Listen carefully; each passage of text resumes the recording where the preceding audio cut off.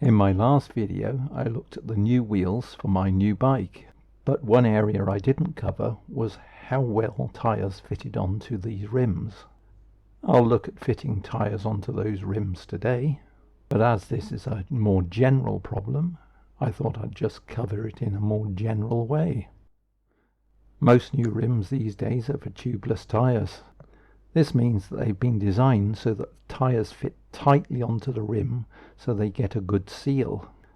Unfortunately, this can also cause a problem in terms of getting the tyre to seat properly within the rim. And this can happen. The tyre doesn't run concentric. Ideally, as you pump the tyres up, it should just pop into place, but sometimes they just don't. The problem is the tyre, being rubber, is grippy and it grips to the rim and therefore doesn't slip into place, and you can spend many frustrating hours trying to get them to seat properly. Indeed, fitting the tyres onto my new wheels proved awkward, so this is a good opportunity to show you how I get tyres to seat on awkward tubeless rims.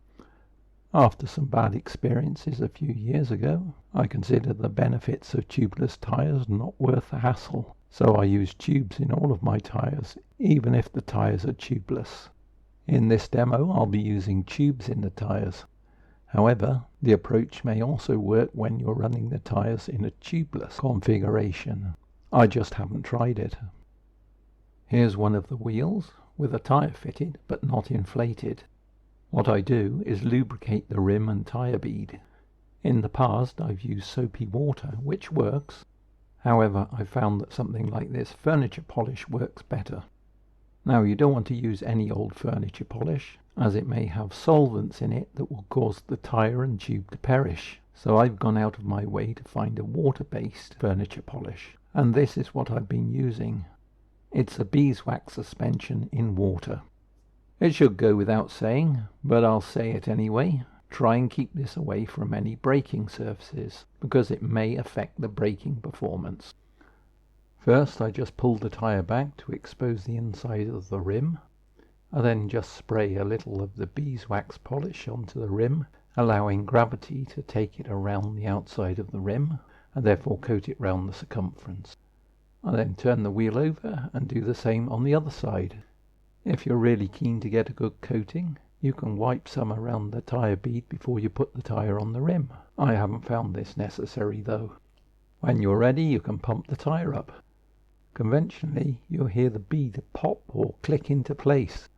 I find with these lubricants, the tyre just tends to slip into place, so it doesn't make that popping sound. If the tyre is particularly tight, like this one, you may have to give the tyre a little hand in order for it to fully bed in.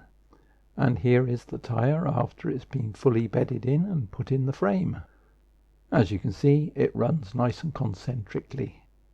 An advantage of this beeswax lubricant is that it doesn't dry out quickly, and therefore if you have a puncture out on the road and have to change your tube, well, the lubricant still works for a while and it helps you to reseat the tyre out on the road. If you found this tip helpful, please give it a like. And if you want to be appraised of more tips like this, please subscribe by clicking on the 5MV roundel. Here are some other videos you might find interesting. From me, for now, it's goodbye.